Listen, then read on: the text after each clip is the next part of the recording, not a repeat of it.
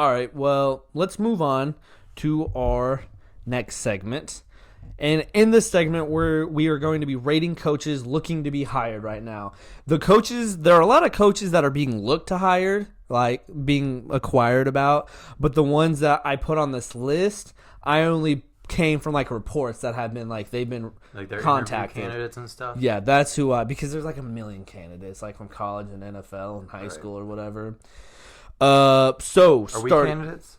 I mean, honestly, I think I should be a candidate, but no one's inquired about me yet. How close do you think we could get to interviewing for Jacksonville? I was actually going to say Jacksonville would hire probably their popcorn guy. I think we're probably 2 miles out from being hired. 2 miles? Yeah. Like, it's walking distance. Like, we could definitely get there, but I don't want to go there. Like, do you think they... Because everybody... Do you ever see, like, people who, like, jokingly apply to, like, college coaching jobs on Twitter? Yeah. Do you think I wonder if the Jaguars do that? 100%. Like the Cowboys and the Patriots, they don't do that, right? Exactly. But the Jaguars maybe. Jags, Dolphins, probably the Broncos, honestly.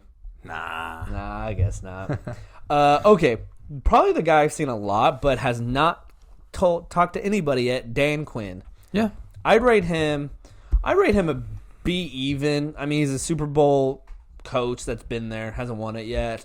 Good defensive coordinator, but you kind of seen him with the Falcons, and I don't think if I was looking to hire anybody, I wouldn't hire him because I think he is best in a defensive coordinator position, and I don't think he should be anywhere else. Yeah, I totally agree. I think that if you're a guy like Dan Quinn who is older and has already tried as a head coach and has proven success as an assistant, to me, there's no real reason to try you as a head coach again. Yeah, you know I what agree. I mean? Yeah. Like he's one of those guys like you're really happy with as a defensive coordinator, kind of like Vic Fangio, like we just said. But anything above that, it's just like the ceiling isn't there. You know? Yeah, especially for him who coached at the Falcons for a long time. Right. Like it wasn't Brian Flores. It wasn't 3 years. It was a long time. Yeah. All right. Next guy, Kellen Moore. I'm going to give this a C+ because I don't think he's that good of an offensive coordinator, even though he gets a lot of hype.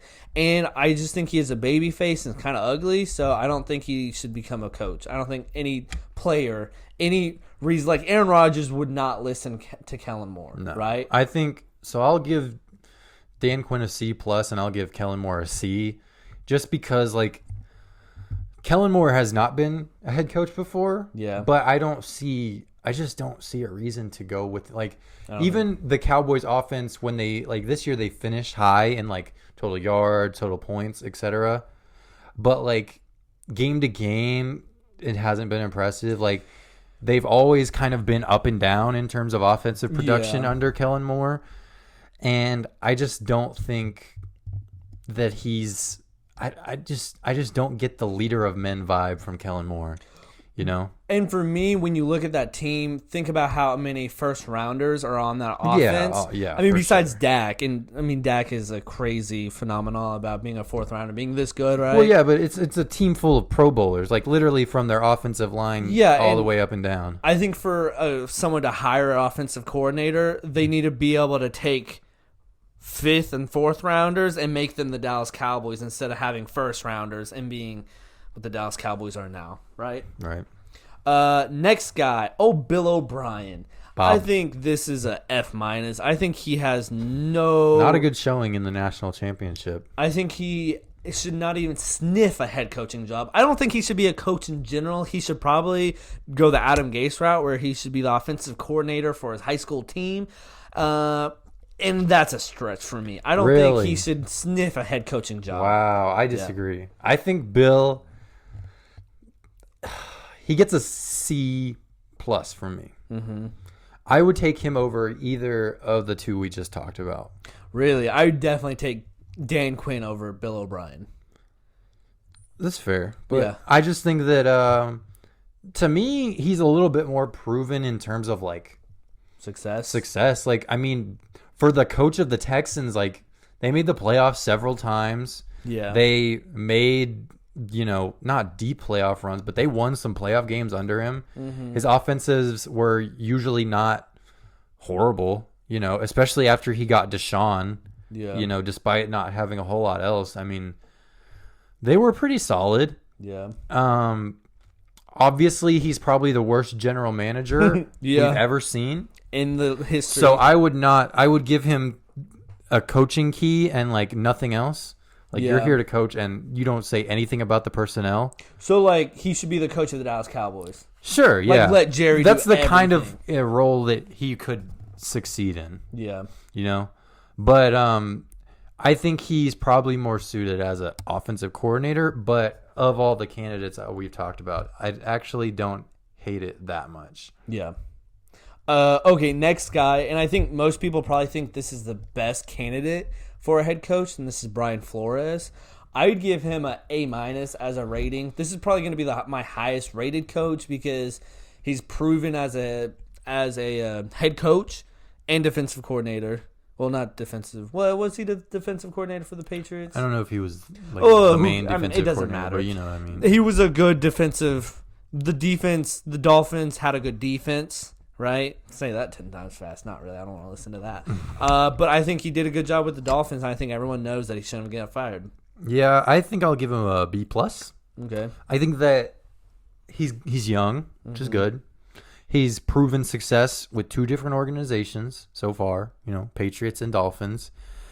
And he seems to be like a good motivator and like the players like him. Yeah. So while I don't know for sure that he's, like I said, a top tier coach, like I don't know for sure that he could win it. Well, he could win a Super Bowl probably if Doug Pederson can do it. But I don't know for sure that he's like a cornerstone coach, you know, but I think he's got definitely a better chance than anyone we've talked about and most candidates. Yeah.